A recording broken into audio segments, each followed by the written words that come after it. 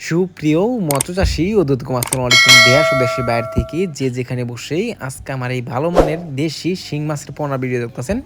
তো আপনাদেরকেও অসংখ্য অসংখ্য ধন্যবাদ।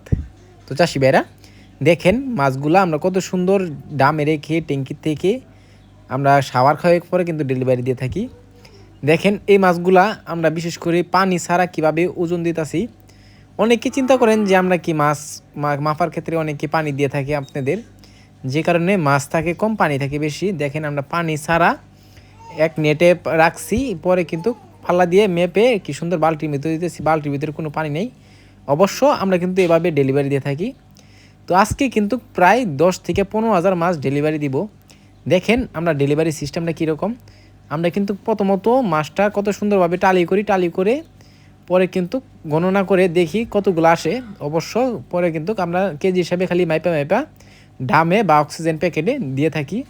তো আপনারা কিন্তু এভাবে নিতে পারবেন, আমরা সারা বাংলাদেশে কিন্তু হোম ডেলিভারি করে থাকি।